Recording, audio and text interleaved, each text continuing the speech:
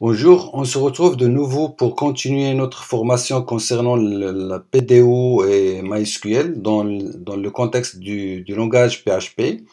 Nous avons vu dans les vidéos précédentes comment peut-on insérer les données dans la base de données. Et à partir de cette vidéo, nous allons voir comment peut-on récupérer ces données et les afficher. C'est-à-dire comment va-t-on utiliser la requête select. Ouvrons donc notre éditeur de texte. Nous allons commencer d'abord par créer un nouveau fichier que je vais donc le nommer tout simplement donc affichage.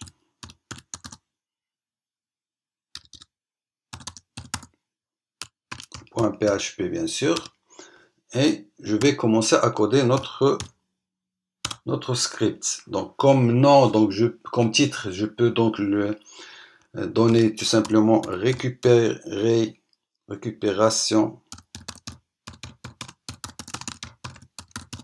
des données tout simplement à partir de la base de données. Dans notre body, donc on va commencer donc à coder notre script. Et la première des choses qu'on doit faire, donc comme nous l'avons déjà précisé l'autre fois, c'est la connexion à la base de données. Donc je ne vais pas revenir en arrière pour expliquer comment peut-on faire donc la connexion à la base de données. Donc nous l'avons déjà fait. Voilà, donc ici donc on a la connexion à la base de données et puis on a ici donc les attributs qu'on a spécifiés tout simplement. Donc après avoir donc mettre en place la connexion de la base de données, donc il vient ensuite la requête. Donc on doit préciser notre requête. Dans les vidéos précédentes, nous avons utilisé ce qu'on appelle les requêtes préparées et utiliser ce qu'on appelle les paramètres nommés. Dans ce cas-là, dans notre cas ici, on veut récupérer toutes les données qui sont dans la table client, c'est-à-dire tous les enregistrements. Donc il n'y a pas de condition, il n'y aura pas de paramètres nommés. Par conséquent, nous n'allons pas utiliser les requêtes préparées, nous allons utiliser une requête directe et on va voir donc comment. Donc en fait, aussi pour la méthode qui va exécuter ce type de requête, la requête select, ici, donc on va pas utiliser la méthode execute que nous avons déjà utilisée pour lors de l'insertion, mais nous allons utiliser une autre méthode qui s'appelle query.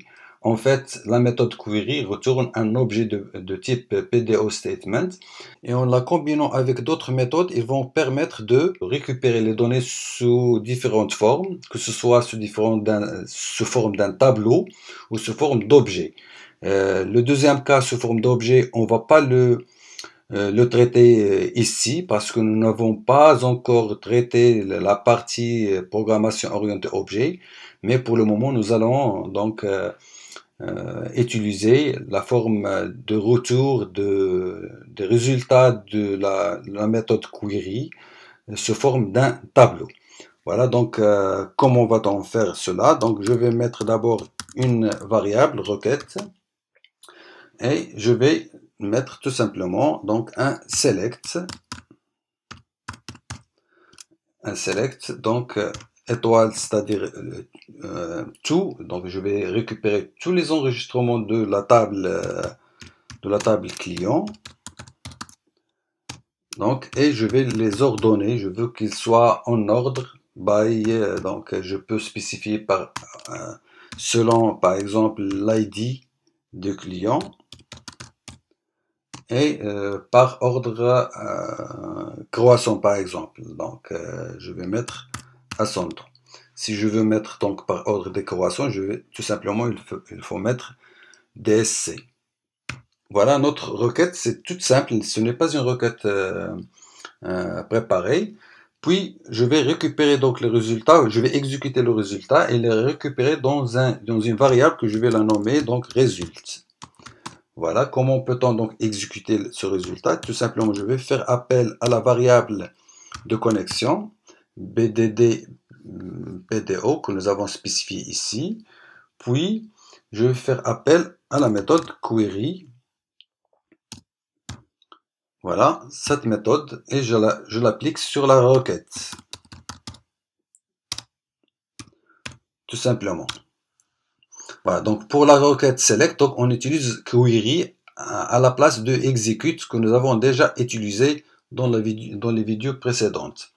Voilà, après avoir fait donc la requête et l'exécuter par cette méthode query, donc on peut faire un petit test pour voir si cette exécution s'est bien déroulée ou non.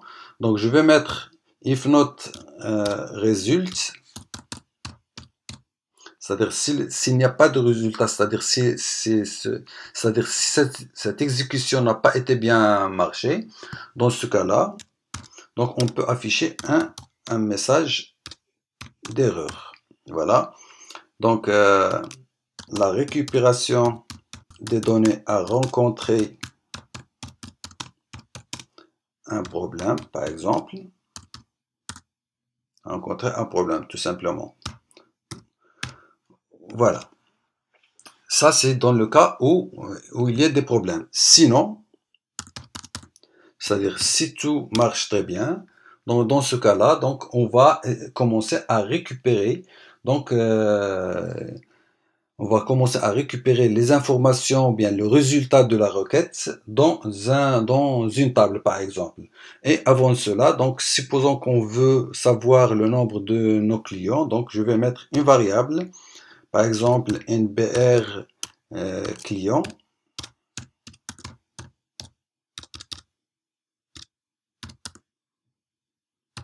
NBR client, c'est-à-dire le nombre de clients, et qui se fait tout simplement à partir du résultat qu'on a ici de l'exécution de notre requête, et on fait appel à la méthode row colonne, row compte plutôt, qui va tout simplement retourner le nombre de lignes récupérées. Ben, c'est simple, c'est une fonction native de PHP qui va nous permettre de faire cela, de récupérer le nombre de lignes ou bien d'enregistrements donc qui ont été récupérés par notre requête. Alors on va mettre maintenant donc nos résultats dans une table, mais avant je vais mettre quelques titres.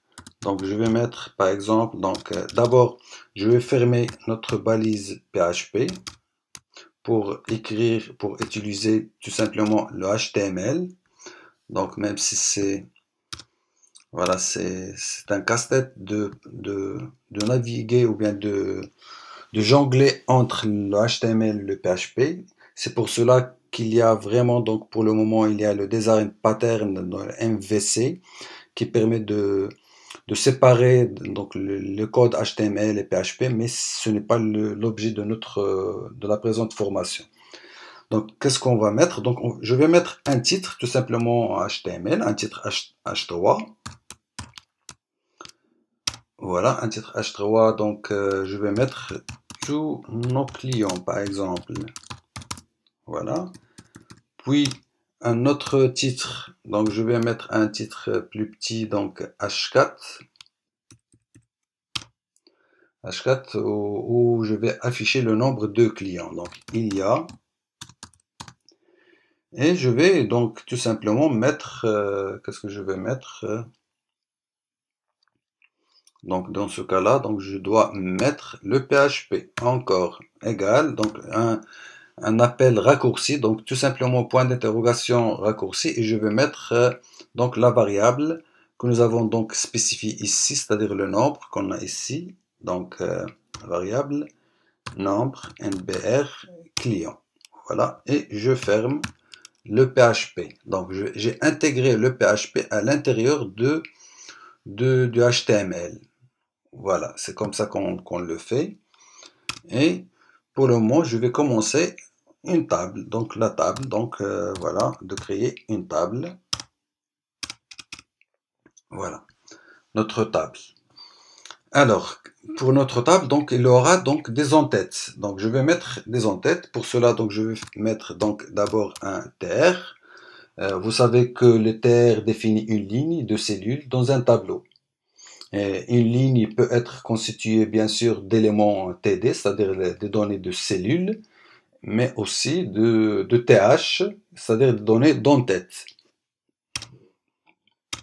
Donc, je vais mettre donc inter et je vais mettre d'abord, je commence par les entêtes. Les entêtes se font par la valise HTML TH et je vais commencer par un numéro de client. Voilà. Et c'est la même chose, donc je vais copier cela pour gagner un peu de temps. Voilà, tout simplement, donc ici je vais changer cela par nom.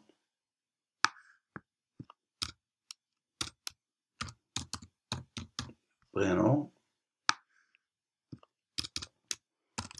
Donc âge, puis adresse.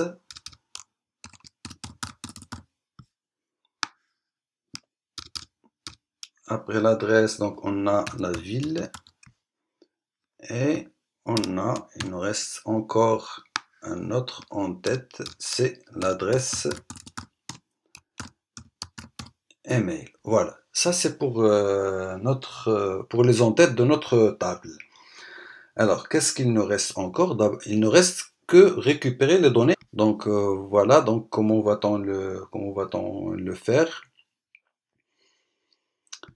Ici, donc dans notre table toujours, donc je vais mettre une boucle while. Mais avant, donc, je dois ouvrir notre balise PHP, voilà, parce que je l'ai déjà fermé, donc notre boucle while. Qu'est-ce que je vais mettre dans cette boucle? Donc, tout simplement, je peux mettre, puisque la requête va retourner des lignes, donc je vais mettre, donc ligne, donc égale résulte, c'est-à-dire le résultat de notre requête, et je vais faire appel à une méthode qui s'appelle fetch. Voilà. La méthode fetch, en fait, qu'est-ce qu'il fait? Il récupère la ligne suivante d'un jeu de résultats d'une requête select. Voilà, donc on aurait pu donc faire une autre variante de fetch qui récupère l'ensemble des lignes en même temps. C'est fetch all, mais je vais pour le moment donc utiliser fetch tout court pour récupérer ligne par ligne à partir des résultats que nous avons récupérés par la requête select. Voilà, et je vais utiliser donc ici un paramètre à l'intérieur de fetch, donc c'est PDO avec double de points fetch num, tout simplement. Qu'est-ce qu'il va retourner? Donc cela va retourner un tableau indexé par le numéro, parce que ici num, donc par le numéro de la colonne, comme elle a été retournée dans notre jeu de résultats. Et on commence par 0. On aurait pu donc au lieu de num donc écrire ici ASC et le retour sera un tableau associatif et non pas un tableau indicé. Voilà. Donc pour le moment donc je vais mettre donc un tableau indicé qui va commencer à partir de l'indice 0. Voilà, donc je vais mettre une fois, c'est-à-dire à chaque fois qu'on a une ligne qui est retournée par notre résultat, dans ce cas-là, donc je vais donc la récupérer dans la table. Comment va-t-on faire? Donc je vais déjà mettre ici un tr comme ça et je vais mettre donc comment nous avons déjà vu comment parcourir un tableau, c'est par la boucle for each. Donc donc ici on va mettre ligne as valeur, donc as valeur. Ici nous allons mettre notre code tout simplement. Qu'est-ce qu'on va mettre? Je vais utiliser tout simplement donc un écho pour td comme ça. Donc et je vais mettre valeur, la variable valeur, et je ferme le td. C'est beaucoup mieux comme ça. Voilà, ça c'est la valeur la variable valeur qu'on a spécifiée ici. C'est-à-dire, tant qu'il y a une valeur, donc pour chaque lignée retournée, donc il y a des valeurs.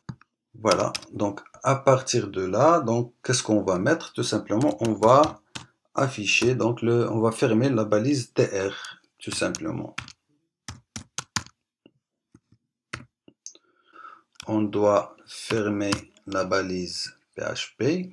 Donc après avoir récupéré donc les données, il ne reste que libérer la connexion. Donc on peut utiliser donc une fonction pour libérer la connexion du serveur qui va permettre ainsi à d'autres requêtes SQL d'être exécutées. Donc pour cela donc je vais utiliser donc voilà donc je retourne à PHP et j'utilise ici donc résulte, c'est-à-dire à partir de notre résultat, je vais faire appel à la méthode close cursor. Voilà. Tout simplement, qu'est-ce qu'il va faire? Tout simplement pour libérer notre connexion et va permettre donc à d'autres requêtes SQL donc d'exécuter donc sans aucun problème. Je ferme donc la balise donc PHP donc ici donc voilà c'est voilà et je vais faire un tour depuis le début pour voir s'il y a des erreurs. Voilà ici concernant la base de données donc déjà ici donc c'est le nom de la base de données c'est web2 app. Qu'est-ce qu'il y a encore? Voilà, donc ici le message rencontré.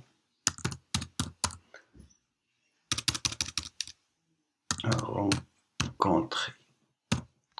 Voilà. Qu'est-ce qu'on a encore?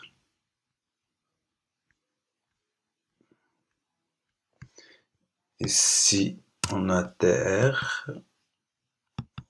Voilà, comme ça. Voilà, je pense que c'est bon.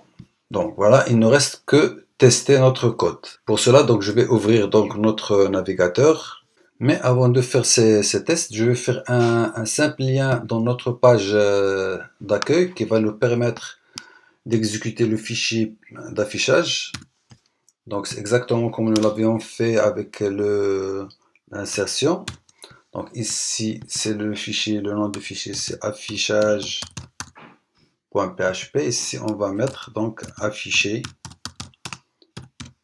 nos clients. Par exemple, ou bien tous les clients. C'est mieux. Voilà, et je vais mettre ici donc un saut à la ligne, donc PR, comme ça. Je vais le mettre ici aussi pour les autres liens. Je vais enregistrer et je reviens, donc je vais ouvrir mon navigateur. Voilà, mon navigateur, donc c'est déjà, c'est notre page d'accueil. Voilà, une fois actualisé, donc on a les deux liens, le lien qui permet d'insérer donc les données et le lien qui permet d'afficher les données. J'ai déjà donc inséré des données de manière fictive donc dans notre table suite à ce qu'on a fait dans les vidéos précédentes. Je vais exécuter maintenant donc notre fichier d'affichage pour voir si tout marche très bien. Et voilà, donc il n'y a pas d'erreur. On a pu donc afficher toutes les données que nous avons dans notre table les clients.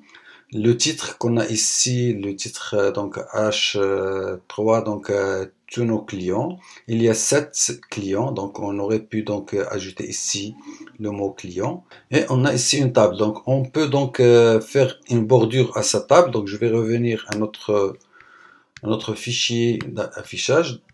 C'est simple, donc ici dans la table, je peux mettre border égale à 1. Par exemple, j'enregistre et je reviens à notre navigateur et j'actualise. Et voilà, donc on a pu donc afficher donc les éléments dans notre table. Ici, donc on peut mettre, il y a 7 clients, c'est-à-dire le nombre de clients. Voilà, ici, je vais ajouter tout simplement client. J'enregistre et je reviens à notre navigateur pour actualiser. Et voilà, donc il y a 7 clients pour le moment dans notre table. Et voilà, donc c'est comme ça qu'on fait donc l'affichage des données à partir de nos tables. à partir grâce à la requête SQL. Donc c'est tout pour cette vidéo. Je vous dis donc à très bientôt dans les vidéos suivantes dans lesquelles nous allons donc traiter comment mettre à jour ces données-là et comment les supprimer. Donc je vous dis donc à très bientôt.